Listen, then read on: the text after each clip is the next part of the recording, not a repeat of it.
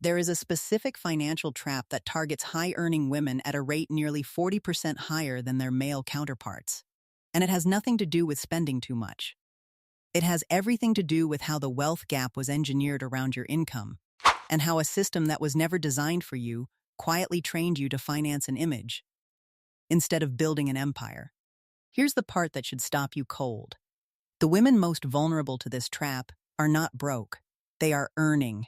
They are educated. They are working harder than almost anyone around them.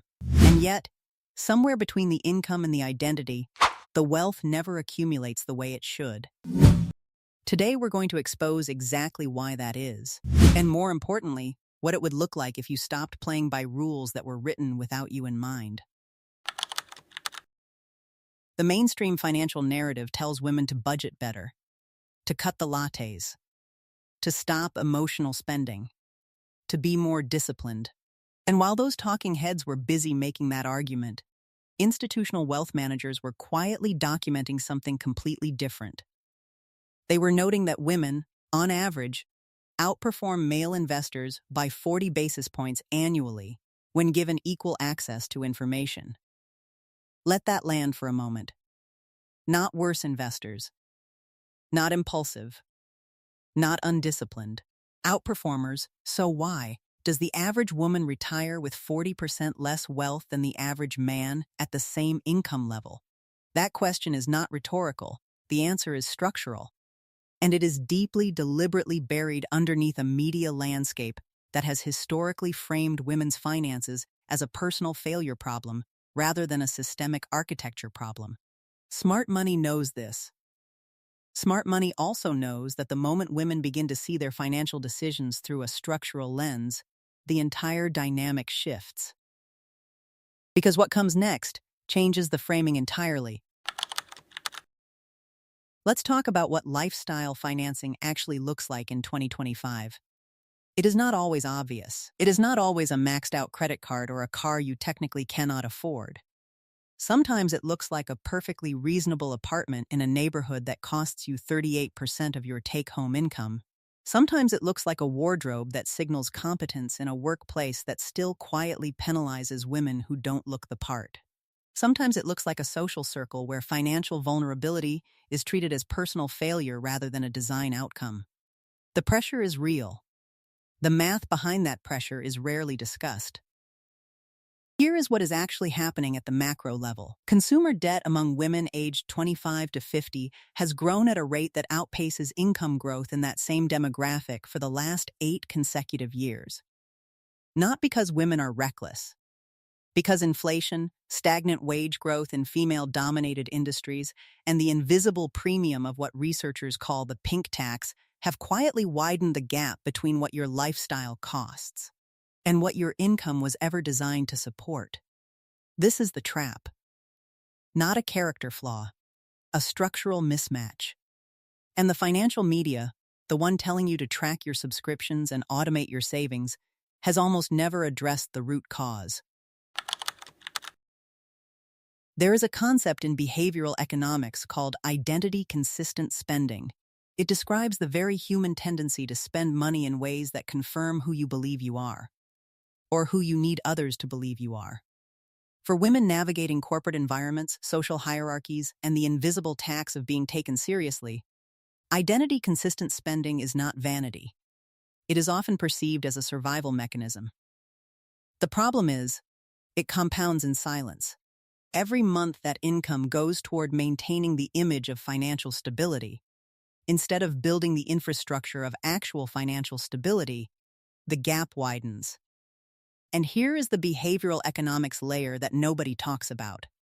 The more sophisticated your financial image becomes, the harder it is to admit the gap. Which means the correction gets delayed, which means compound interest, that extraordinary force that builds wealth silently over time, starts working against you instead of for you. The lifestyle financing trap is not just a spending problem. It is a compounding silence problem.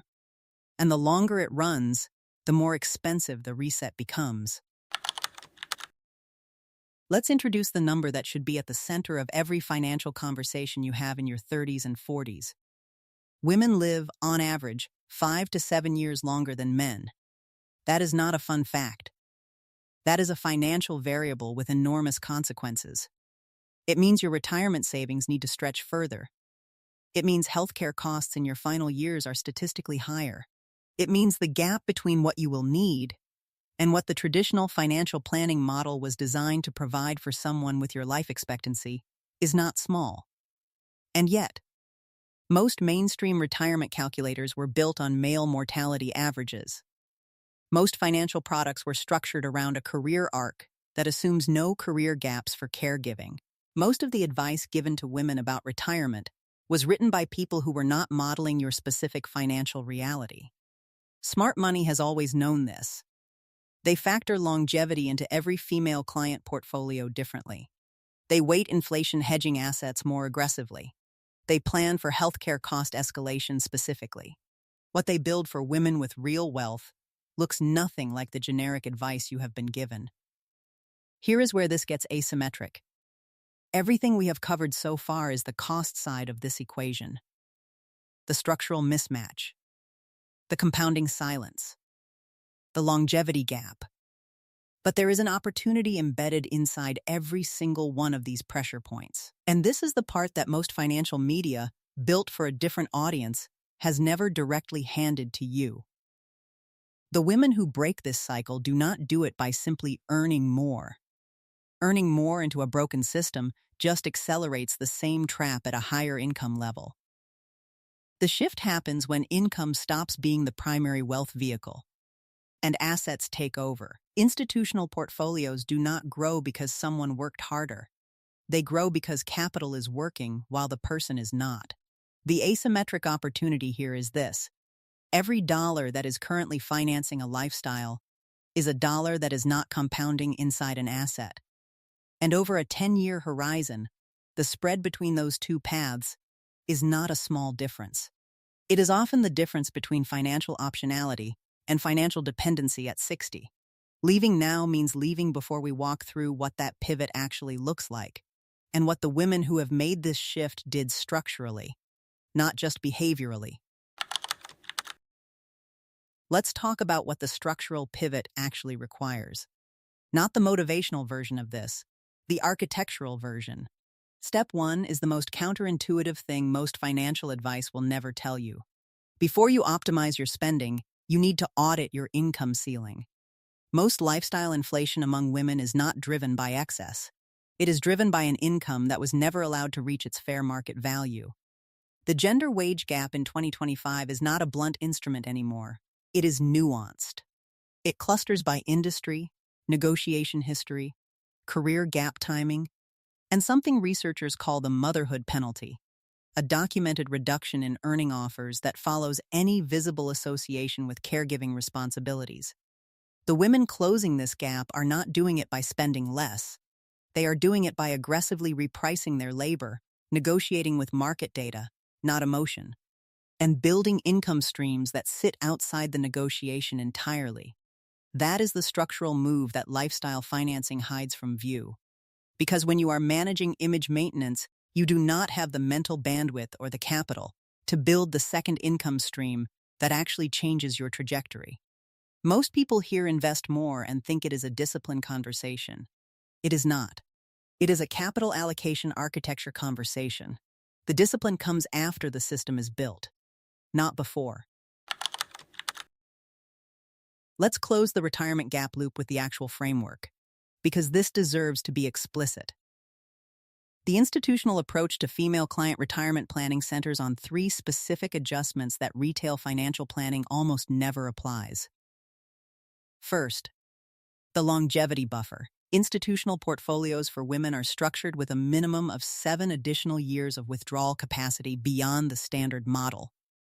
That is not standard advice. That is institutional infrastructure. Second, inflation-linked asset weighting. Because longer life expectancy means more exposure to inflation erosion, smart money overweights assets that historically outpace inflation over 20-plus year horizons. That includes real assets. That includes equity exposure maintained later into the investment horizon than the traditional glide path recommends. Third, liquidity staging for healthcare. High net worth female portfolios are structured with specific liquidity reserves earmarked for healthcare cost escalation in the final decade of retirement. This is not emotional planning. This is mathematical modeling applied to your specific demographic reality. None of this was built for retail consumers. None of this was handed to you by the financial media ecosystem that has spent 30 years telling women to save more and spend less. But you have it now. And that changes what is possible from this point forward. So let's bring this full circle. The title of this video stated something uncomfortable: that you might be financing a lifestyle you cannot afford, and that the people around you might already sense it. Here is the truth underneath that discomfort. The lifestyle financing trap was not built by your decisions alone. It was built by a wage structure that undervalued your labor, by a financial media landscape that spent decades treating your spending as a character problem instead of a structural outcome, by a retirement planning industry that modeled your future using numbers that were never calibrated to your life expectancy, your career arc, or your actual risk profile. The women who escape this trap do not do it through shame. They do it through clarity. They see the system clearly. They reprice their labor aggressively. They redirect capital into compounding assets before the lifestyle expands to absorb it. They plan for a longer life with the precision that life deserves. And they stop waiting for a financial system that was not designed for them to suddenly start working in their favor. You now have the structural map. The macro thesis was never that you are failing. The macro thesis is that the system was designed with a gap, and you were handed the bill for it. The hidden risk was never the lifestyle itself. The hidden risk was continuing to finance it without ever building the asset base that makes the lifestyle sustainable. That distinction is everything. Here is the question worth sitting with. If every dollar you redirected from lifestyle maintenance into a compounding asset began working right now, what would your financial position look like at 55? Not what you hope, what the math actually produces. Because the women who ask that question seriously and then answer it honestly are the ones who stop reacting to their financial situation and start designing it. The gap between where you are and where you could be is not an income problem. It is a capital direction problem. And that is entirely within your control to solve. The only question left is, what will you redirect first?